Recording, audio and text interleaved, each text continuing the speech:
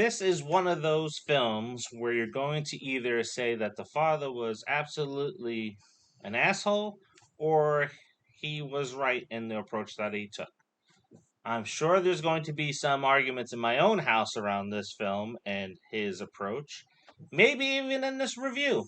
So rather than draw this opening out, let's get into it. Welcome back to another episode of the Popcorn Confessional, and this is Dave from Nerdbox, and I'm accompanied by my wife Jen, also from Nerdbox. And on this episode, we are talking about King Richard. So fire up that Jiffy Pop and meet us in the booth.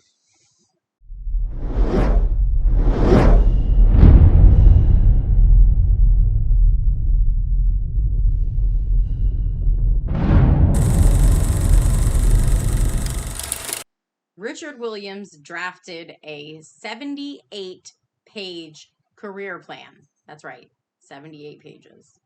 Before his daughters, Venus and Serena, were born. Their training began not only early in their life, but every day too. At 6 a.m. before school would start, after school ended, rain or shine. Richard had his girls on the court training for greatness. The story follows the rise of the sisters up until Venus's debut in the pros. 78 pages. That's crazy. Yeah. To have a game plan drawn out like that. It's like, all right, they're not even here yet. Let me plan out their entire life and get them kind of hooked on that stuff and move them forward. Yeah, I mean, like, he plans it out before they were born. So he was like, and basically he planned it based off the fact that they're black.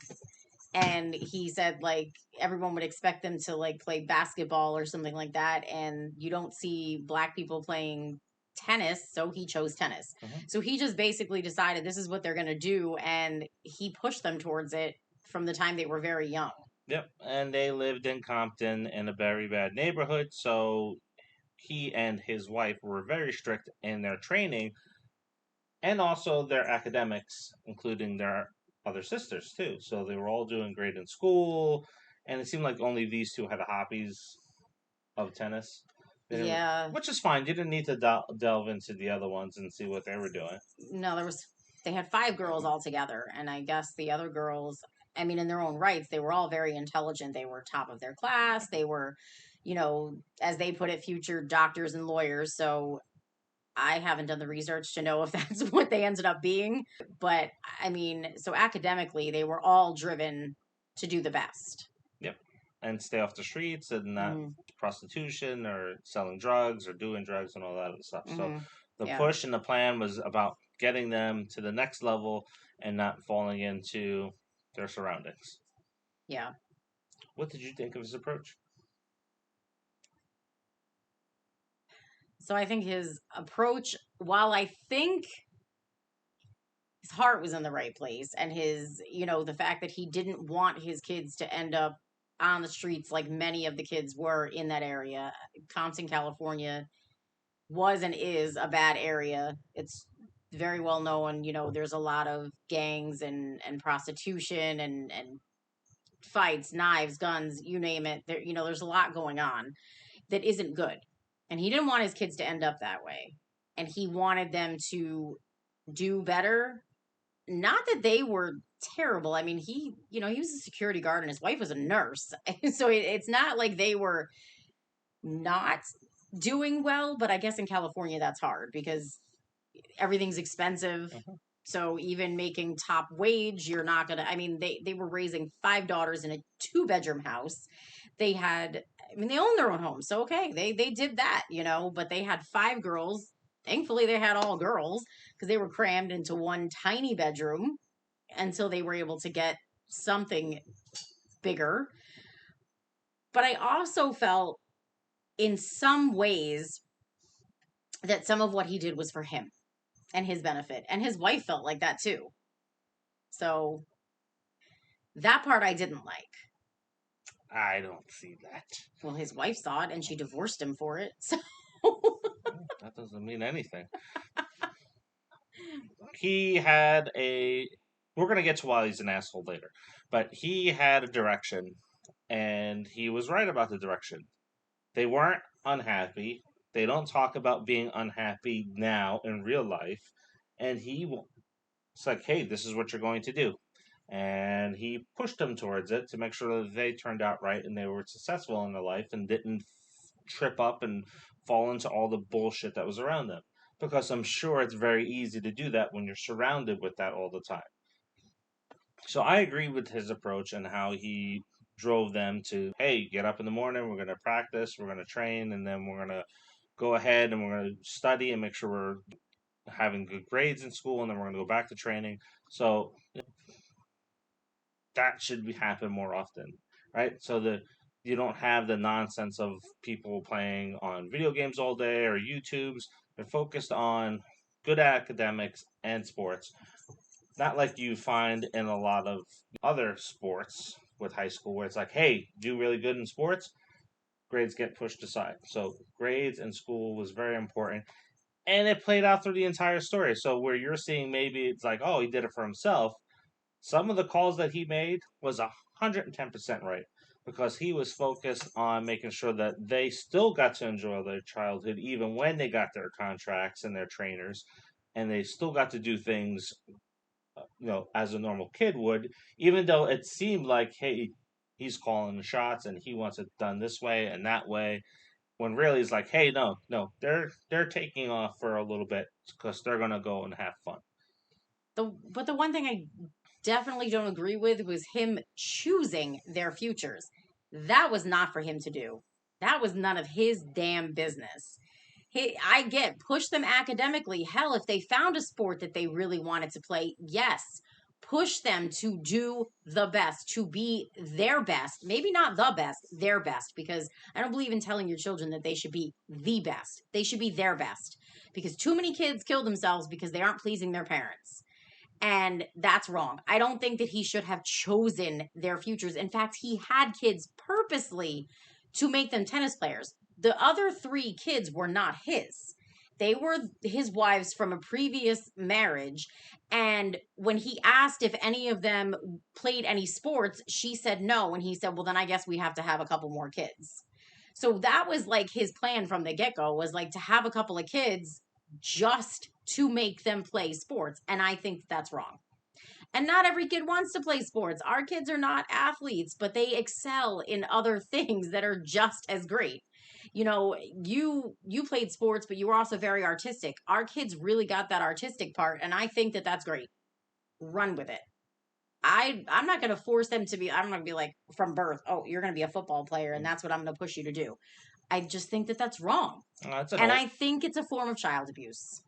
it's an old school mentality that's out there. It's been happening all the way back until you know the times of kings and queens, where people was like, "Hey, this child's born, they're marrying that person," And right? I And it still happens today. and I get that. I Where get in other countries, people are trading their kids for livestock so that they get married to a certain set of okay, people. but This still happens today. you're missing my point. I don't think any of that is right.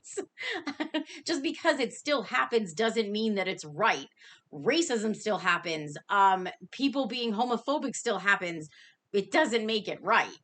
We didn't dive into his background and his culture. Maybe that was a part of his culture when he grew up, and that's how his family was, right? So we don't know if that was a part of that. They didn't dive into that part of the story. We're saying Yes, they did. His father wasn't there for him. His father was a piece of shit. He yes, but did that talk doesn't about mean that. anything. That it could have been some sort of cultural thing that he picked up on. It doesn't have to just be family, but it could have been what his surroundings were at the time too. I just don't agree with it. I'm never going to agree with that kind of parenting. I think it's wrong. Well, anyway, Will Smith, amazing job. I say it's Oscar buzzworthy. Yeah, I mean, yeah, Mannerisms, talking, yes. everything perfect. Oh yeah, I watched some videos of the actual Richard Williams, and Will Smith nailed it. I think he usually does, though. I don't know, man. He disappoints me sometimes. No, You I'm saying watch, I think when he does like these real life stories, like when he plays somebody else, he can nail their parts like perfectly. He disappoints me in many other movies, but I think when he has to actually play an actual person that exists in life, I think he does really well. He's a tremendous actor, but then he Yeah. does shit like Afterlife or After Earth, After Earth. and then Gemini Man. It's like, come on, man. And it sucks when you see somebody that's that talented and they just, all right, I'm gonna do this movie. I'm gonna go out and do Hitch. I'm gonna do, dude, do this type of stuff because he's really talented and that's what you want to see Mm-hmm. from him. So maybe Hollywood doesn't want to cast him for this stuff, but yeah, he excels at these type of roles, Mm-hmm. and if he gets nominated for an Oscar, I'm all for it. And if he wins it, right now I don't see any men in that category right now this year beating him. No, I don't Even either. as good as Mark Wahlberg was in Joe Bell, it's not even close. No, no. I think that I think Will Smith's role, the role he had to play, was a little more complex. Like as far because the way there were certain ways that Richard Williams spoke. Hmm. You'll hear it if you watch the movie. He spoke in a certain way. He walked a certain way. Hmm.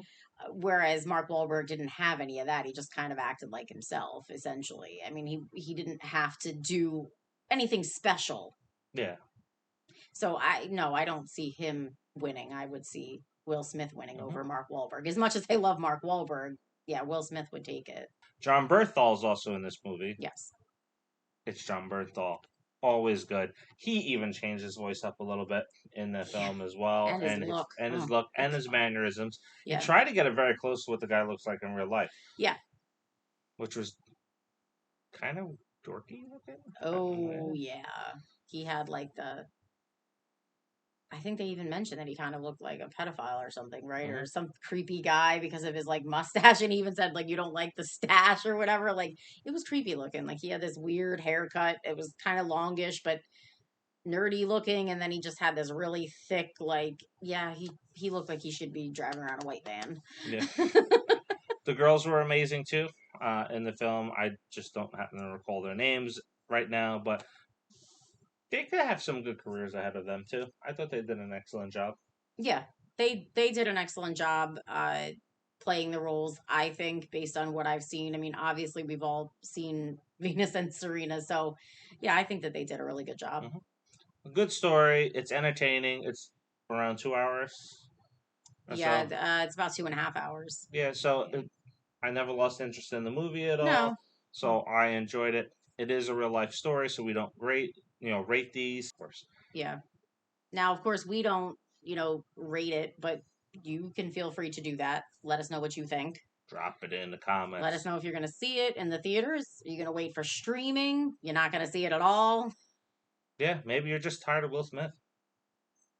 A lot of people are, Yeah. but when he does these type of roles, you gotta watch because it is a good performance. Yeah. You're always guaranteed that, and that's really what the driver for me was. Like I didn't really care about the story. It's like, oh, Will Smith's doing a serious role again. I want to see. Yeah, I like to see him in serious roles. They're actually my favorite to see him in. I just think that he nails them. Mm-hmm. So, and he doesn't disappoint in those roles. I think he's a really good serious actor. Mm-hmm. So, even when he did like, The Fresh Prince, when he had the serious episodes, he just was always so like he would just draw me in and I would actually feel what he was feeling. So, he's always been really good at that. Yep. So, anyway, make sure you like, subscribe, turn on the notifications, and share. Yes, please do. And it's the holiday season. We got some gifts, and it's 5 Things Season 2. So check that out, and be sure to keep your eye on a couple of upcoming reviews because we're going to make an announcement. Episode 100 of Popcorn Confessional is coming up, and we don't know what the hell we're doing for that episode. So see you then. See. Bye.